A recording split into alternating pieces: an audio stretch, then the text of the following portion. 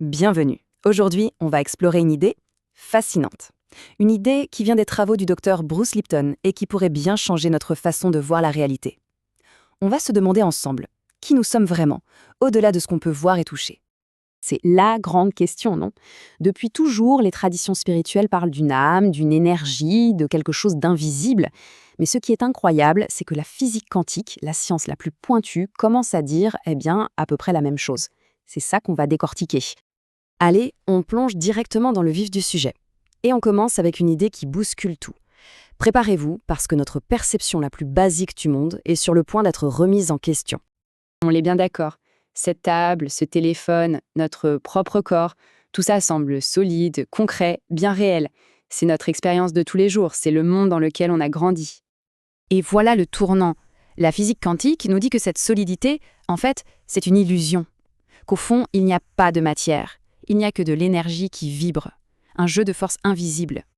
Bon, alors si tout est énergie, ça nous amène à une question logique. Les atomes, ces petites briques qui composent tout l'univers, de quoi sont-ils faits, eux? La réponse est assez déconcertante. Et voilà la révélation. Quand les physiciens ont regardé au cœur d'un atome, ils n'ont trouvé aucune petite bille solide, rien de matériel, zéro. À la place, qu'est-ce qu'ils ont vu?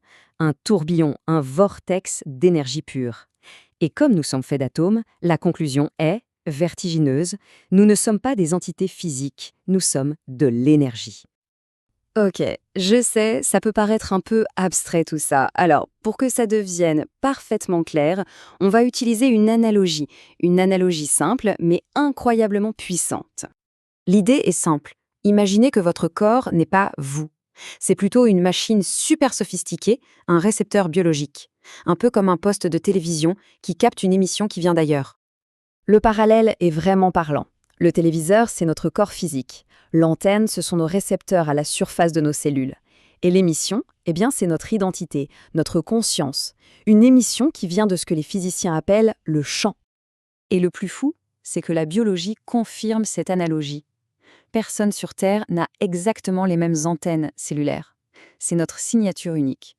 Ça veut dire que chaque corps est réglé pour capter une émission bien spécifique, une identité propre.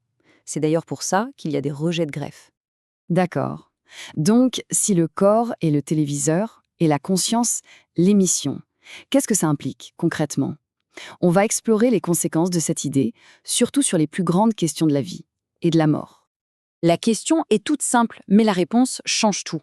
Imaginez que votre télé tombe en panne. L'appareil est cassé, on peut dire qu'il est mort. Est-ce que ça veut dire que l'émission de télé s'est arrêtée?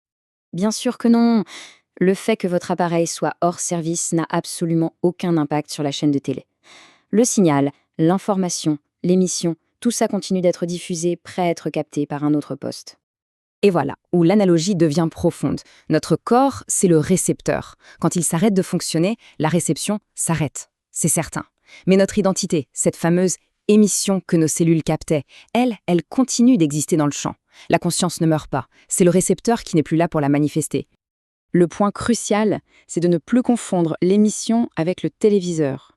Toutes ces caractéristiques, le fait d'être un homme ou une femme, la couleur de la peau, nos traits physiques, tout ça, ce sont les spécificités techniques du téléviseur.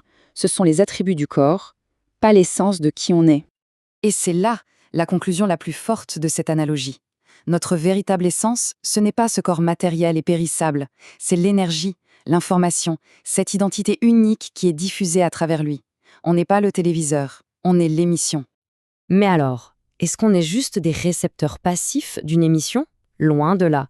C'est là que notre propre esprit entre en jeu. Et son rôle est bien plus puissant qu'on ne l'imagine. C'est une idée assez folle quand on y pense. Nos pensées ne sont pas prisonnières de notre crâne. Comment on sait? Grâce à des technologies comme les magnétoencéphalogrammes, qui peuvent lire notre activité cérébrale à distance. C'est la preuve que nos pensées sont de véritables émissions d'énergie envoyées en permanence dans le champ qui nous entoure. Et ce n'est pas une idée en l'air, c'est au cœur de la physique moderne. C'est Albert Einstein lui-même qui a dit que le champ est la seule agence gouvernante de la particule. En clair, ça veut dire que c'est l'énergie invisible qui contrôle le monde visible, la matière. Donc, si on met tout ça bout à bout, la logique est implacable. Premièrement, nos pensées sont une émission d'énergie. Deuxièmement, cette énergie, le champ, gouverne la matière. Conclusion ? Nos pensées influencent directement notre biologie et le monde qui nous entoure. Notre esprit n'est pas juste un spectateur, il est le créateur de notre réalité. Et tout d'un coup, des millénaires de sagesse sur le pouvoir de l'esprit, de l'intention, de la prière, tout ça n'a plus l'air d'être de la superstition. Ça trouve un écho direct dans la physique la plus avancée. La science et la spiritualité ne sont plus opposées.